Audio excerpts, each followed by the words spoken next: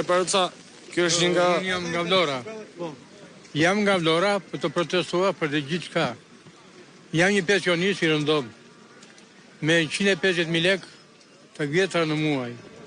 Pa buk, tavolina ime nuk ka asë rime, ande ka marrë për të protestuar. Kundra këtij regjimit, kundra këtij që në ka lënë pa buk. Unë jam Lonjaz dhe unë e urej këtë. Urejtja me madhe është për Edi Ramën. Unë kam qenë gjithmonë në protest. Prandaj që unë kam marrë për ta rrëzuar këtu, do ri këtu, do flë këtu, derisa ta heqim atë Maduror. Keni qenë në protestat e tjera?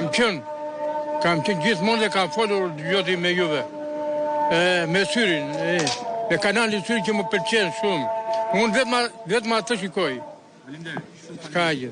Atëherë Paruca, tu ishim me dy qytetarë të cilët kanë zgjedhur të marrin pjesë në këtë protestë. Një prej tyre, siç e dëgjuat, ishte një pensionist nga qyteti i Vlorës, i cili u shpreh se me 150.000 lekë të vjetra në muaj ka të pamundur të jetojnë. Është një problematikë e cila është vënë në duke disa herë, megjithëse kryeministri ka premtuar që në vitin 2026 do të kishte rritje pensionesh për një pjesë mirë të pensionistëve në vend, por me sa duket, megjithëse tashmë jemi në muaj i shkurt, një pjesë e tyre ende nuk e kanë marrë këtë rritje dhe kjo është nga arsye pse kanë zgjedhur të dalin në protestë ditën e sotme dhe të bashkohen Partisë Demokratike, por dhe gjithë qytetarëve në bulevardin Dëshmorët e Kombit.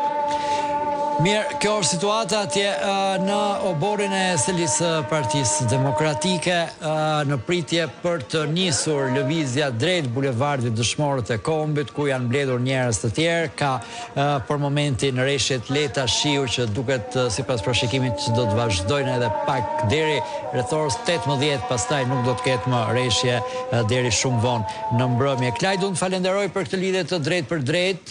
Ne do të jemi sërish së bashku me të pasur lëvizje të tjera apo zhvillime në selinë e Partisë Demokratike.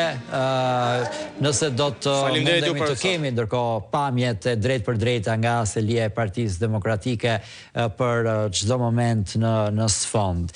Pritet kështu pra që të fillojnë, dhe nuk ka nisur protesta kombëtare e thirrur nga opozita sot në orën 17 do të ketë një grumbullim të njerëzve në bulevardin Dëshmorët e Kombit, fillimisht përpara godinës kryeministrisë, atje ku parashikohet që të ketë disa fjalime, do të jenë të paktën 6 folës që do të marrin fjalën atje.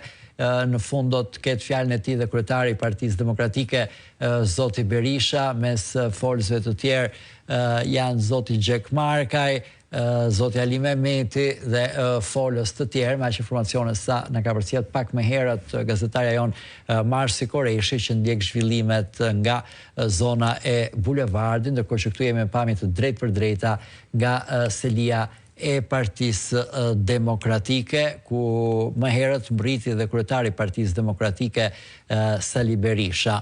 Ndërkohë që do të kërkojë opozita sot edhe një protestë thirrur kundër korrupsionit galopant, ku është përfshirë qeveria Rama tashmë nën akuzat e prokurorisë dhe gjykatës së posaçme, akuza që kanë shkuar deri tek zëvendës kryeministrja Belinda Balluku, e cila duket se po mbrohet nga qëndrimi i shumicës për të mos ju dorëzuar drejtësi